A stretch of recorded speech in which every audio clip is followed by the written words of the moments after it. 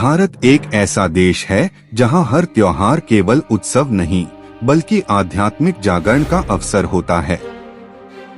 नवरात्रि भी ऐसा ही एक पर्व है जो शक्ति, श्रद्धा, आत्मसंयम, साधना, सेवा और प्रेम का प्रतीक है। वर्ष में 2 बार मनाई जाने वाली नवरात्रि विशेष रूप से आश्विन और चैत्र मास में मां दुर्गा की उपासना का पर्व है। यह पर्व न केवल धार्मिक दृष्टि से महत्वपूर्ण है बल्कि यह सामाजिक, मानसिक और सांस्कृतिक स्तर पर भी लोगों को जोड़ने का माध्यम बनता है। नवरात्रि शब्द 2 भागों से मिलकर बना है, नव यानी 9 और रात्रि यानी रातें। इसका अर्थ है 9 रातों तक देवी की पूजा, उपासना और साधना करना। इन 9 रातों में देवी दुर्गा के विभिन्न रूपों की पूजा की जाती है, जिन्हें नवदुर्गा कहा जाता है। प्रत्येक रूप जीवन में शक्ति, धैर्य, करुणा, ज्ञान और विजय का संदेश देता है। नवरात्रि का उद्देश्य केवल धार्मिक अनुष्ठानों तक सीमित नहीं है।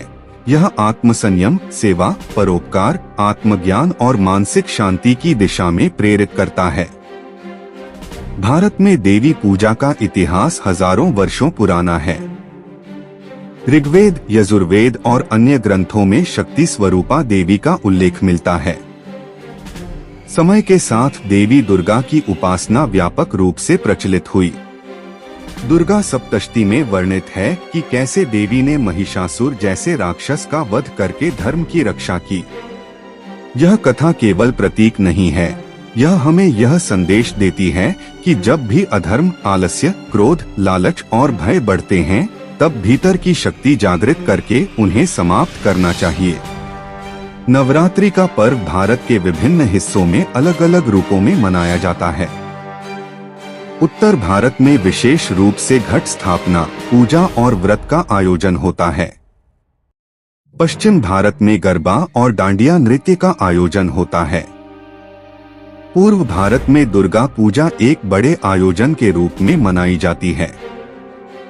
दक्षिण भारत में देवी मंदिरों में विशेष पूजा होती है। पूरे भारत में नवरात्रि एक ऐसी ऊर्जा का उत्सव है जो समाज में आशा, प्रेम और सहयोग फैलाता है। नवरात्रि में प्रतिपदा से नवमी तक प्रत्येक दिन देवी के अलग अलग रूप की पूजा की जाती है। ये रूप हमें जीवन के विभिन्न पहलुओं में संतुलन और प्रेरणा प्रदान करते हैं। शैलपुत्री, पर्वत की पुत्री, धैर्य और स्थिरता का प्रतीक। ब्रह्मचारिणी।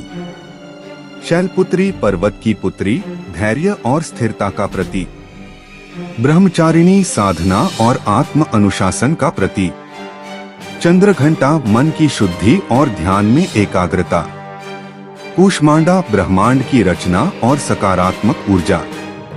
स्कंदमाता मातृत्व, करुणा और प्रेम। कात्यायनी साहस और संघर्ष का प्रतीक।